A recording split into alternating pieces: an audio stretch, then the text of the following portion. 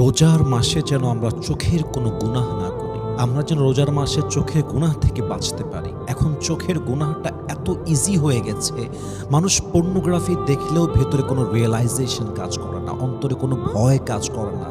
Even দিনের পরে দিন, রাতের পরে রাত আমরা পর্নোগ্রাফি দেখছি, বাজে ভিডিও দেখছি, বাজে ছবি দেখছি, রিলস দেখছি।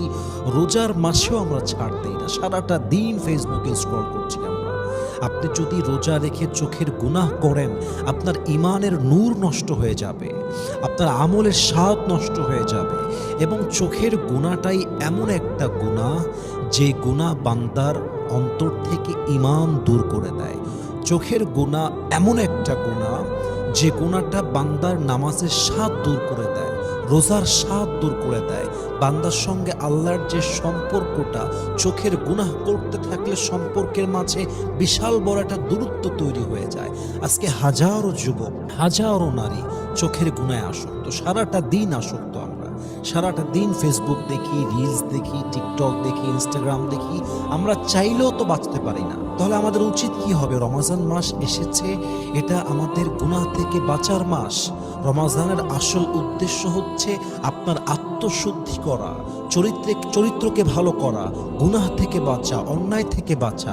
আপনি যদি রোজার মাসে রোজা রেখে চোখের গুনাহ করেন, পর্নোগ্রাফি দেখেন, সিনেমা দেখেন, তাহলে আপনার এই রোজার দাম কোথায়?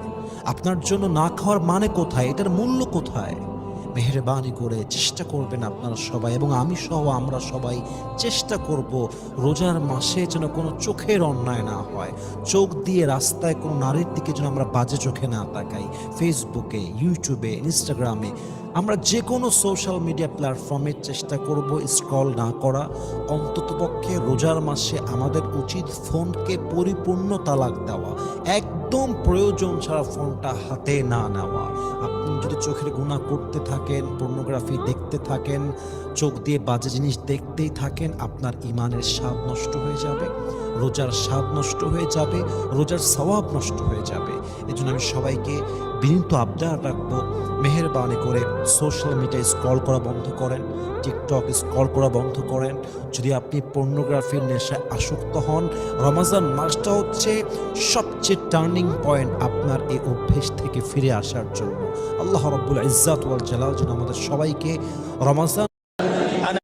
রমজান মাসের চোখের গুনাহ থেকে বেঁচে থাকার তৌফিক দান করে। পড়েন সবাই আমিন।